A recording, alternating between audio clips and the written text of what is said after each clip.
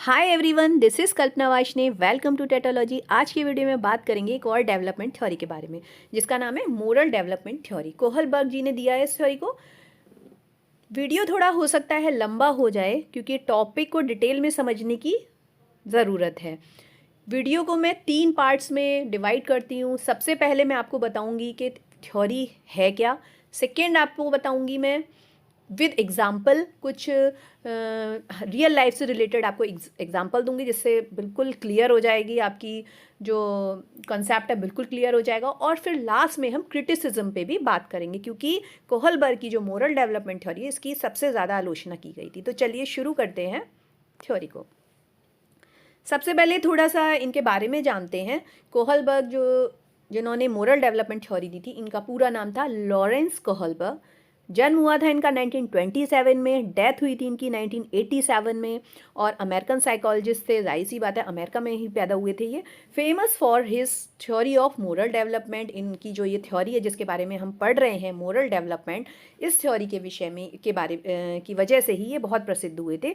उनकी जो थ्योरी है इसको सबसे ज़्यादा, जैसे पहले मैंने बताया था, क्रिटिसिज्म मिला था, यानी सबसे ज़्यादा इसकी आलोचना हुई थी। अदर किसी भी सिद्धांत की इतनी आलोचना नहीं जितनी इसकी हुई थी। टर्म्स इन्होंने कुछ यूज़ करे थे, यूज टू हो जाएंगे अगर हम एक बार इस पर नज़र डालेंगे। तो सबसे पहले इन्होंने जो टर्म यूज़ किया था वो है मोरल डिलेमा। देखिए, सबसे पहले समझेंगे डिलेमा क्या होता है। डिलेमा क्या होता है, हम बोलते हैं ना डिलेमा। डिलेमा है दुविधा।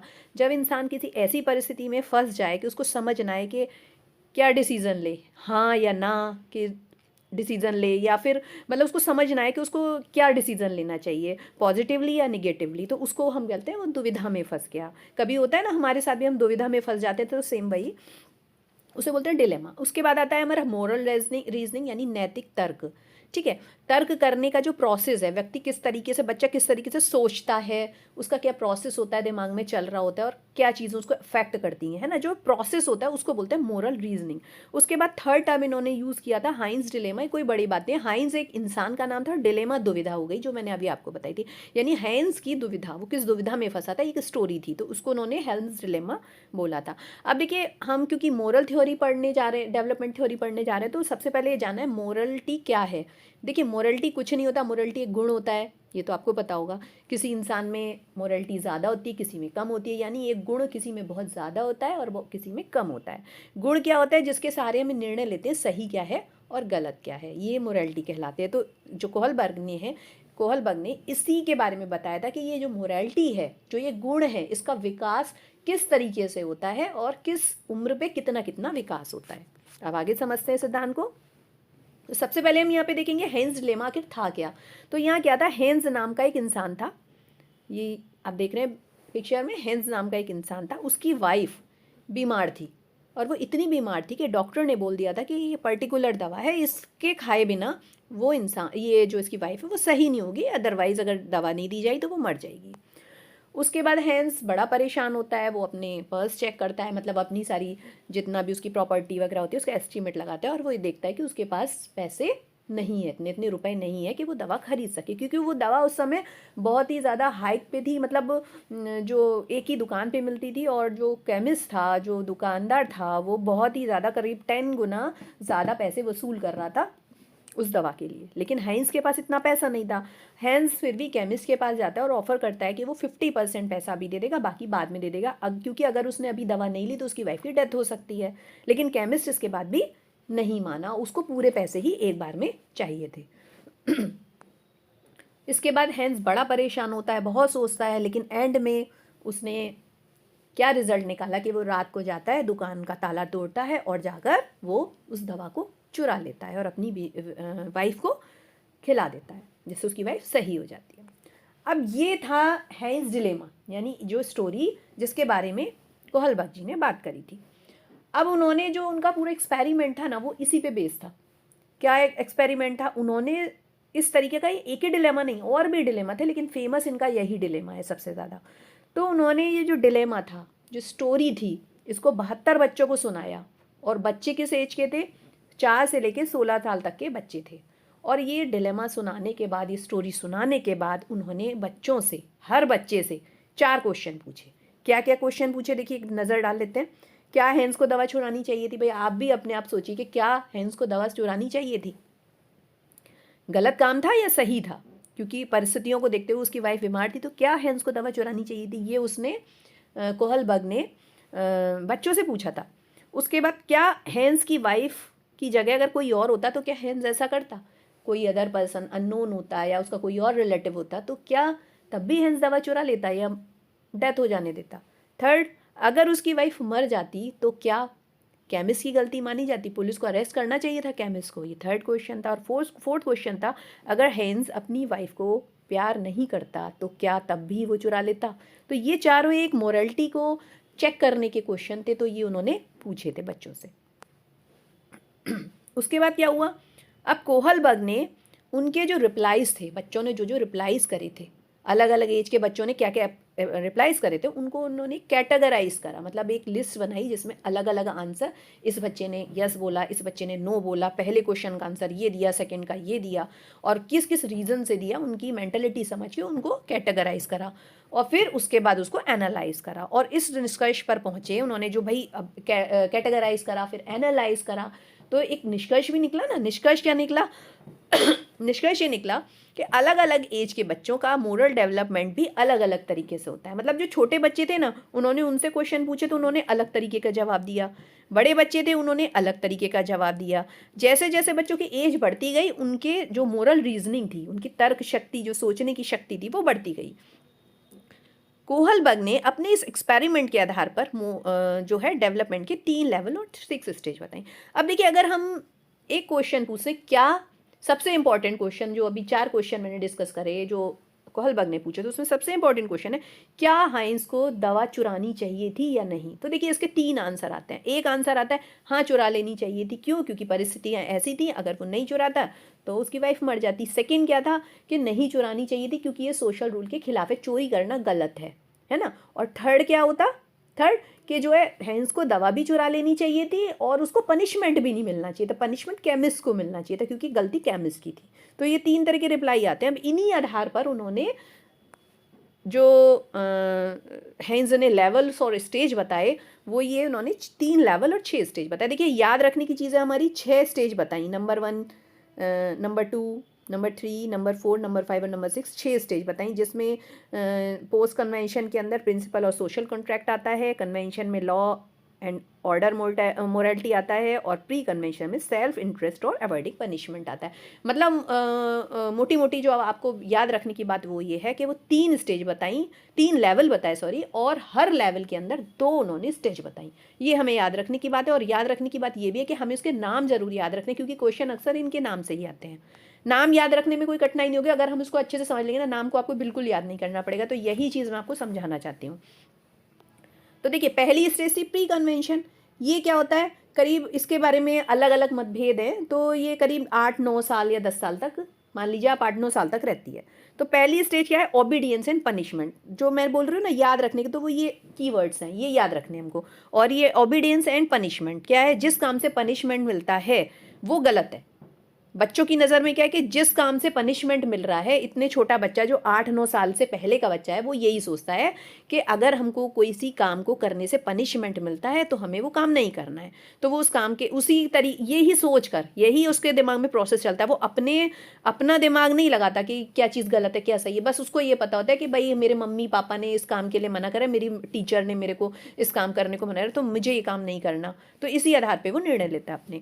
सेकेंड क्या है, self interest, tit for tat, individualism and exchange, और personal reward. What is in it for me, मेरे लिए क्या फ़ायदा है। मतलब अब ये सारे कीवर्ड बता दिए मैंने आपको। देखिए, पहला क्या कीवर्ड बताया, सेल्फ इंटरेस्ट। दूसरा क्या बताया, टिट फॉर टैट। तीसरा क्या बताया, इंडिविजुअलिज्म एंड एक्सचेंज। चौथा क्या बताया, पर्सनल रिवॉर्ड। पांचवा क्या बताया, what is in it for me, मेरे लिए यहाँ पर क्या है। तो ये सारे वर्ड्स अगर हम अब ये से याद कैसे रखेंगे, तो सबसे पहला वर्ड हम देखते हैं। सबसे पहला वर्ड है सेल्फ इंटरेस्ट। मतलब याद हो जाएगा आपको, मैं आपको समझाऊंगी, टेंशन लेने की जरूरत नहीं। सेल्फ इंटरेस्ट क्या है, अपना इंटरेस्ट, बच्चे को जिस चीज़ में अपना इंटरेस्ट होगा वही काम करेगा, उसी आधार पर वो निर्णय लेगा। उसको कोई काम करना है या नहीं करना है, ये निर्णय वो इस आधार पर लेगा कि उसको फायदा हो रहा है या नहीं हो रहा है। ठीक है। टिट फॉर टैट, एक इसमें इस एज के बच्चों के अंदर ये सबसे बड़ी खूबी होती है कि वो टिट फॉर टैट करना चाहते हैं। भाई तूने मेरे साथ ऐसे करा, तूने मेरे को मारा तो मैं भी तेरे को मारूंगा, उसने मेरे को नोचा तो मैं भी उसको नोचूंगा। तो टिट फॉर टैट, इसी आधार पे वो काम करते हैं, ठीक है। उनके लिए सोशलाइजेशन अभी क्योंकि प्रॉपर नहीं हुआ होता है।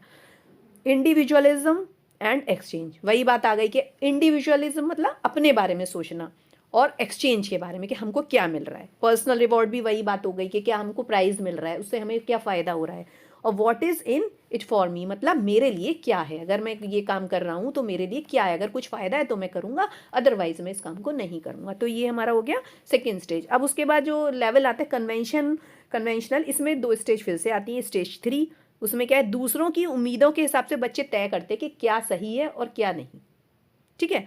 इसमें कीवर्ड हमारा क्या आता है, इंट्रापर्सनल अकॉर्ड एंड कन्फर्मिटी। देखिए सुनने में कठिन लगेगा लेकिन बिल्कुल पैनिक होने की जरूरत नहीं। मैं आपको समझा देती हूँ, देखिए चलिए। इंट्रापर्सनल क्या होता है, इंट्रापर्सनल हो गया आपसी। हम अगर मीनिंग भी देखते हैं ना तो बहुत सरल हो जाता है। इंट्रापर्सनल का मतलब आपसी, हमारे आपस में दो लोग हैं तो आपस में उनका क्या है ना, आपस में वो किस तरीके से, उनका आपस में क्या चल रहा है, मतलब आपस में किस तरह के व्यवहार है, तो ये आपसी हो गया। वो आपस में क्या बात करते हैं, संबंध कैसे हैं उनके, तो ये आपसी हो गया। एकॉर्ड मतलब हो गया एक समझौता, यानी आपस का समझौता, आपस का लेन देन। इसके आधार पर बच्चे अपना निर्णय लेते हैं, किसके आधार पर, आपस के लेन देन के आधार पर, ठीक है।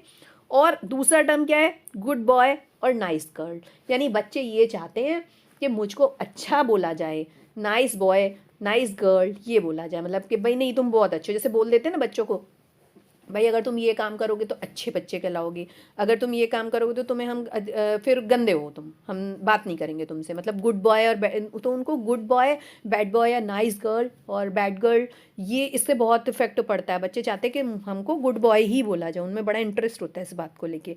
तो वो दूसरों की उम्मीद के हिसाब से, जैसे यहाँ मैंने इंट्रा पर्सनल बोला ना, तो इसका मतलब यही है कि जो दूसरे उनसे उम्मीद करते हैं, उनका दूसरों से समझौता हुआ होता है कि भाई इस तरीके से करना है आपको, ये काम इस तरीके से, उन्होंने अपने पेरेंट्स से समझौता किया हुआ है कि नहीं हम ये काम इस तरीके से ही करेंगे, पेरेंट्स से बोला है कि नहीं आपको ऐसे करना है, तो उनका समझौता है वो उसी के अकॉर्डिंग कर, क्यों, अगर वे समझौता तोड़ेंगे तो उनको बैड बॉय बोल दिया जाएगा। तो इसके आधार पर वो क्या सही और क्या गलत का निर्णय लेते हैं। उसके बाद हम देखते हैं स्टेज 4। स्टेज 4 का कीवर्ड हमारा है authority and social order maintaining. Simple है कि अथॉरिटी या सोशल ऑर्डर उसको मेंटेन करना है। बच्चे के लिए सबसे ज़रूरी चीज़ क्या है कि हमें इन दोनों चीज़ों को मेंटेन करना है। किसको, सोशल ऑर्डर और अथॉरिटी। जो नियम बना दिए गए हैं वो बिल्कुल सही है, उनके बारे में सोचना ही नहीं है, वो नियम के हिसाब से काम करते हैं। क्योंकि देखिए उस समय तक बच्चों की जो लॉजिकल थिंकिंग है, जो उनकी सोचने का जो मतलब थिंकिंग, जो बच्चे की जो प्रक्रिया होती है ना, वो पूरा बौद्धिक विकास, जो प्याजे ने बात करी थी ना बौद्धिक विकास की, वो पूरी तरीके से बौद्धिक विकास नहीं होता। तो जैसे जैसे बौद्धिक विकास होता है वैसे वैसे वो अपने मॉरल विकास भी उनका होता है। तो अब रहते हैं कि ये एज, इसकी एज क्या होती है। तो जैसे मैंने यहाँ बताया था कि यहाँ 8 से 9 साल तक चलती है ये, और यहाँ ये उसके बाद 13 साल तक, 13 साल तक चलती है, ठीक है। 10 साल से 13 साल तक, 10 से 13 तक ये स्टेज रहती है। उसके बाद क्या होता है, एडवांस लेवल पे, जो ये सबसे एडवांस लेवल है पोस्ट कन्वेंशनल, ये 16 साल तक चलता है। ये कब तक चलता है, 16 साल तक, या उसके आगे भी मान सकते हैं, लेकिन इन्होंने कोलबर्ग जी ने 16 साल तक माना है। तो इसमें स्टेज 5 क्या है, सोशल कॉन्ट्रैक्ट। सोशल कॉन्ट्रैक्ट मतलब सोशल कॉन्ट्रैक्ट को तोड़ा जा सकता है, सोशल कॉन्ट्रैक्ट के हिसाब से नहीं चल, सोशल कॉन्ट्रैक्ट को तोड़ा जा सकता है। We can break the social contract, मतलब अगर कोई काम करने से बच्चों का किसी इंसान का नुकसान हो रहा है तो हमें वो काम नहीं करना। वेलफेयर, ये वेलफेयर के आधार पर सोचने लगते हैं बच्चे, अपना दिमाग चलाने लगते हैं कि भाई किसी आदमी के साथ गलत हो रहा है तो उस काम को हम नहीं करेंगे, चाहे वो नियम के हिसाब से चाहे नहीं। अब मान लीजिए कि एक 16 साल का लड़का है या 15 साल का लड़का है, वो ट्रैफिक लाइट पे खड़ा है और वहाँ पर उसको दिखता है कि एक बुजुर्ग इंसान जिसको कम दिखाई देता है, वो रेड सिग्नल होने के बाद भी पैदल पैदल जा रहा है, और जबकि उधर से गाड़ियाँ आ रही हैं दूसरी साइड से, है ना। अब अगर वो आगे जाता है अपनी गाड़ी लेके, तो पैदल जाता है तो वो लेट हो जाएगा, तो वो गाड़ी लेके उसको जाना है उनको बचाने के लिए। अब क्या करेगा, अगर वो देखेगा नहीं रेड लाइट है, अगर वो पहली स्टेज में होता ना, 4th स्टेज में, तो वो क्या सोचता, नहीं रूल्स तो फॉलो करने हैं, चाहे वो उसको फिर नहीं दिखता कि वो किसी का नुकसान हो रहा है, वो, लेकिन यहाँ इस स्टेज पे आके वो ये सोचेगा नहीं मुझे उस इंसान की लाइफ बचानी है चाहे मुझे रूल तोड़ना पड़े, तो वो क्या करेगा, ट्रैफिक लाइट को क्रॉस करके रेड लाइट को भी क्रॉस कर देगा और उनको सेव कर लेगा। तो ये हमारा 5th स्टेज पे आ जाता है। उसके बाद हम आते हैं 6th स्टेज यानी यूनिवर्सल एथिकल प्रिंसिपल। क्या होते हैं यूनिवर्सल एथिकल प्रिंसिपल? देखिए यूनिवर्सल एथिकल प्रिंसिपल होते हैं जैसे हमारा हो गया ऑनेस्टी, लॉयल्टी, डूइंग गुड, अच्छा करना, है ना, अवॉइडिंग बैड मतलब गलत काम बिल्कुल नहीं करना, अवॉइडिंग हार्म टू अदर, किसी को नुकसान नहीं पहुंचाना, रिस्पेक्ट फॉर अदर, दूसरों का सम्मान करना, ये हमारे यूनिवर्सल एथिकल प्रिंसिपल होते हैं। तो बच्चा जब इस स्टेज पे आ जाता है तो उसके लिए जो है किसी भी चीज़ का कोई मतलब नहीं होता, वो सिर्फ यूनिवर्सल एथिकल प्रिंसिपल के आधार पर काम करता है। करुणा, दया, प्यार, अहिंसा, इन्हीं के आधार पर वो अपने निर्णय लेता है। ये स्टेज पर पहुंचना बहुत मुश्किल होता है, बहुत कम लोग पहुंच जाते हैं क्योंकि ये सेल्फलेस स्टेज है। इस स्टेज को हम मानते हैं सेल्फलेस। इसमें अपने बारे में सोचना बंद कर देता है इंसान, वो सिर्फ दूसरों के भले के लिए सोचेगा, उसके लिए कुछ भी चीज़ सब चीज़ों से बढ़कर है यूनिवर्सल एथिकल प्रिंसिपल्स। ठीक है, तो ये जैसे हमारे महात्मा गांधी हैं, चंद्रशेखर आज़ाद हैं, भगत सिंह हैं, जो हमारे इस तरीके के बड़े बड़े लोग रहे हैं जिन्होंने अपने बारे में बिल्कुल ना सोच के अपनी जान कुर्बान कर दी। तो ये हमारे इस कैटेगरी में आते हैं स्टेज पर कि केवल ये कुछ ही लोग इस स्टेज पर पहुंच पाते हैं। तो ये हो गया हमारा स्टेजेस, हमारी क्लियर हो गई। अब हम इसे एक एग्जाम्पल के साथ इसे समझेंगे, जैसे बिल्कुल आप एक बार ना एक एग्जाम्पल देख लोगे ये तो बिल्कुल नहीं भूलोगे। तो देखिए यहाँ पर क्या देखते हैं यहाँ पर क्या है कि आप देख रहे हैं 2 बच्चे हैं, इसमें एक की पिटाई हो रही है। ये वाला बच्चा इसको मार रहा है, जो पिट रहा है उसका नाम है टॉम। ठीक है, टॉम मान लेते, कुछ भी मान लीजिए, हमने टॉम माना है, टॉम पिट रहा है। यहाँ पर क्या है, ये लोग देख रहे हैं, यहाँ पे देख रहे हैं, ये सबसे छोटा बच्चा उससे बड़ा है, उससे बड़ा है, उससे बड़ा है, ये और बड़ा है, और ये सबसे बड़ा, मतलब स्टेज वाइज चलते हैं। ठीक है, तो क्या होता है कि अब अलग अलग एज के बच्चे हैं, है ना, तो अलग अलग तरीके से सोच रहे हैं। वो अपनी स्टेज, जिस स्टेज पे हैं, जो उनकी एज है वो उसी स्टेज पर हैं, और उनका जो थिंकिंग लेवल है, जो उनका रीजनिंग है, जो मॉरल रीजनिंग है, वो उसी तरीके से काम करेंगे, वो अपनी रीजनिंग के बल पर। अब देखते हैं पहला बच्चा, टॉम को पिटते देखा। पहले बच्चा जो है सोच में पड़ गया, क्या मुझे उसे बचाना चाहिए, पिटाई तो हो रही है यानी गलत है भाई, कोई आदमी पिट रहा है, कोई इंसान पिट रहा है, कोई बच्चा पिट रहा है, तो आपके मन में भी, कोई भी हो उसके मन में आएगा भाई ये पिट रहा है, इसे बचा लेना चाहिए, है ना। अब वो ये सोचता है इसको बचा तो लेना चाहिए, लेकिन अगर मैंने इस लड़ाई में कूदा बचाने के लिए, तो अगर मेरे टीचर ने मुझे ये करते हुए देख लिया तो मुझे पनिश करेंगे। अब वो सोच में पड़ जाता है मुझे क्या करना चाहिए, यानी वो इस आधार पर ही सोचेगा। अब वो हो सकता है बचाए या हो सकता है नहीं बचाए, लेकिन वो सोचेगा इसी आधार पर, वो नहीं बचाएगा। अब देखिए उससे बड़े लेवल पे जो सेकंड स्टेज पे बच्चा पहुंच गया है, वो बच्चे को जब टॉम को पिटता देखता है ना, तो वो क्या सोच रही है कि हो सकता है एक दिन ऐसा आए, वो अपने आप को इस लड़की की जगह देख, मतलब सोच रही है कि हो सकता है एक दिन ऐसा है कि कोई मुझे भी, जैसे टॉम की पिटाई हो रही है ऐसे मेरी पिटाई हो। क्यों, स्टेज कौन सी है, स्टेज कौन सी है, ये स्टेज है टिट फॉर टैट वाली। ठीक है, आपकी पर्सनल, आपको क्या चीज़ मिल रही है, आपको what is in it for me, मेरे लिए क्या है इसमें, ये वाली स्टेज है ना। तो यहाँ पर बच्चा यही तो सोचेगा कि भाई मेरे लिए क्या मिल रहा है यहाँ पर। तो वो ये सोच रहे हैं कि कभी ऐसा हो सकता है कि मेरी भी पिटाई हो, और मेरी पिटाई हो तो मुझे कौन बचाएगा, अगर मैंने आज इसे बचाया हो सकता है कल टॉम मेरे को बचाए। तो इस वजह से ये उसको बचाएगी, कोशिश करेगी बचाने की, मतलब सोचेगी, एटलीस्ट सोचेगी, वो इसी लेवल पे सोचेगी, इससे ज़्यादा नहीं सोचेगी। अब हम देखते हैं थर्ड स्टेज पे जो बच्चा आ जाता है, कन्वेंशन लेवल हो गया, कन्वेंशन लेवल थर्ड स्टेज पे आया बच्चा। थर्ड स्टेज कौन सी थी, इंट्रापर्सनल अकॉर्ड एंड कन्फर्मिटी, यानी गुड बाय नाइस गर्ल, है ना। यहाँ पर बच्चा क्या देख रहा है, टॉम की पिटाई अभी देखी थी उसने, अब वो क्या सोच रहा है कि यहाँ और भी तो बच्चे खड़े हैं भाई, और ये भी तो खड़े हैं, सबने, किसी ने कान बंद कर रखे, आंख बंद कर रखी, कोई नहीं देख रहा, कोई नहीं ध्यान दे रहा, कोई नहीं बचा रहा, तो मैं क्यों जाऊं भाई। अगर मैं जाऊंगा इन लोगों से अलग हट के काम करूंगा तो भाई ये तो गुड बन जाएंगे, मैं बैठ हो जाऊंगा कि मैं लड़ने जा रहा हूँ, तो भाई मैं क्यों जाऊँ लड़ने। वो तो वही क्या सोचता, I am also a good boy, मैं भी एक अच्छा लड़का हूँ, मैं नहीं करता ऐसे काम लड़ाई झगड़े के। तो भले ही उसको बचाने का मन है टॉम को, उसको लग रहा है गलत हो रहा है, लेकिन वो नहीं जाएगा। ठीक है, तो ये हमारा थर्ड लेवल हो गया। उसके बाद आते हैं फोर्थ लेवल। फोर्थ लेवल पे क्या होता है कि जो बच्चा होता है वो जब टॉम को पिटते हुए देखता है तो वो उनके पास आता है और बोलता है भाई देखो रूल्स तो रूल्स ही होते हैं, हमारे स्कूल का रूल है कि लड़ना नहीं है, तो भाई बंद करो ये लड़ाई, लड़ना नहीं है, क्योंकि स्कूल के रूल को तो फॉलो करना है, चाहे गलत तुम हो चाहे गलत तुम हो, इससे हमें कोई मतलब नहीं है, हमको रूल्स को फॉलो करना है एनी हाउ। उसके बाद लेवल 5 पर जब हम आते हैं, मतलब स्टेज 5 पर जब हम आते हैं, स्टेज 5 पे बच्चा क्या सोच रहा है, आप देखिए स्टेज 5 पे we should break rules for the welfare of others. मतलब अगर किसी का भला हो रहा है रूल तोड़ने में तो हमको रूल तोड़ देने चाहिए। अब देखिए यहाँ पे इंपॉर्टेंट बात है, ये क्या सोच रहा है ना। इसने टॉम को पिटते देखा तो ये क्या सोच रहा है कि टॉम की तो पिटाई ही होनी चाहिए, अच्छी बात है इसकी पिटाई हो रही है। मतलब वो बचाने की नहीं सोच रहा, वो क्या सोच रहा है, क्योंकि स्टेज 5 पे पहुंच गया है, वो अब अपनी थिंकिंग करने लगा है, लॉजिकल थिंकिंग, अपनी मोरल लॉजिक्स लगाने लगा है। तो वो क्या सोच रहा है कि कल उसने टॉम को देखा था कि वो एक बच्चे को मार रहा था, वो अक्सर ही मारता रहता है, दूसरों की पिटाई करता रहता है, तो आज इसकी भी पिटाई हो रही है ना, बहुत अच्छा, इसको मिलनी चाहिए सजा। ठीक है, तो इसमें क्या है, इसने दूसरों के बारे में सोचा, इसने सिर्फ टॉम के बारे में ना सोचकर उसने औरों के बारे में भी सोचा, टॉम के बारे में भी सोचा, लेकिन उसको लगा कि टॉम तो है ही गलत, तो इसको तो सजा मिलनी चाहिए, रूल्स भी तोड़ दो इसके चक्कर में, चाहे मारो इसको। अब देखते हैं स्टेज 6 पे क्या होता है, morality is based on universal ethical principle. ये जो लास्ट बच्चा था जो दूर से देख रहा था, ये 16 ईयर तक पहुंच चुका था, मतलब इस स्टेज तक कॉलबर के हिसाब से, मेरे हिसाब से नहीं, कॉलबर के हिसाब से, क्योंकि उनके हिसाब से एज वाइज ही बच्चे इस स्टेज पे पहुंचते हैं। तो जो बड़े सबसे लास्ट स्टेज, मेरे कहने का मतलब सबसे लास्ट स्टेज पर जब बच्चा पहुंच गया था तो उसने ये कहा कि लड़ाई झगड़े से कोई फ़ायदा नहीं है, अहिंसा प्रेम इस पे ध्यान देना चाहिए, हर चीज़ को इसके आधार पर सुलझाया जा सकता है, लड़ने की तो ज़रूरत बिल्कुल भी नहीं थी। गलत कौन है सही कौन है इससे कोई मतलब नहीं है, बस बात यह है कि लड़ने की तो ज़रूरत ही नहीं थी, हार्म हमें किसी को नहीं पहुंचाना, अहिंसा हमें करनी नहीं है, प्यार से हमें रहना है, तो वो इस आधार पर निर्णय लेगा और इनको दोनों को ही स्कॉल्ड करेगा, डांटेगा। तो ये थे हमारे एग्जाम्पल, जो मैंने आपको पूरी कोशिश करी कि एग्जाम्पल के सहारे मैं आपको बता दूं कॉलबर्ग की पूरी थ्योरी। अब हम देखते हैं, जो मैंने आपको बताया कि थर्ड पार्ट होगा क्रिटिसिज्म का, तो क्रिटिसिज्म पे आते हैं। जैसे मैंने आपको पहले बताया था कि क्रिटिसिज्म सबसे ज़्यादा हुआ था, जितने भी आज तक थ्योरीज बनी उसमें सबसे ज़्यादा जो क्रिटिसिज्म हुआ था, जो सबसे ज़्यादा आलोचना हुई थी, वो इसी सिद्धांत की हुई थी।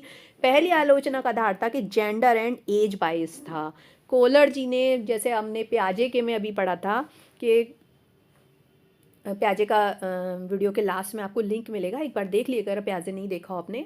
तो प्याजे के बारे में, जैसे प्याजे ने जैसे बताया था कि बच्चा जंप नहीं कर सकता, एक ऐसा नहीं है कि उसमें फर्स्ट स्टेज की क्वालिटी आई उसके बाद सीधे फोर्थ की आ गई या थर्ड की आ गई, सेकंड की नहीं आई। बच्चा एक एक करके हर स्टेज को ही पार करनी पड़ेगी, उसका डेवलपमेंट ही इस तरीके से होगा, है ना। तो लेकिन लोगों का ये कहना है नहीं ऐसा नहीं होता, कभी कभी क्या होता है बच्चा फर्स्ट से सीधे थर्ड पे भी आ सकता है, थर्ड से फोर्थ पे भी आ सकता है, और इसमें एज का कोई बाउंडेशन नहीं होता। कभी कभी बहुत छोटे बच्चे भी दया और करुणा के भाव से भरे होते हैं। किसी कुत्ते को जैसे किसी कुत्ते ने किसी इंसान को काट लिया, वो फिर भी कुत्ते को ही बचाने की कोशिश करते कि नहीं कुत्ता मर जाएगा, वो बेजान है बेजुबान है, मतलब तो उसको बचा लो। तो ऐसा नहीं है, फर्स्ट बहुत छोटे बच्चे के अंदर भले ही वो स्टेज 1 की उम्र में हो, वो स्टेज 5 या स्टेज 4 तक जा सकता है। उसके बाद सेकेंड है हाइपोथेटिकल। इनकी जो आलोचना हुई थी कि इनके जो स्टोरीज थी, जो डिलेमास थे, वो हाइपोथेटिकल थे, मतलब रियल लाइफ से अलग थे। ऐसा बहुत कम होता है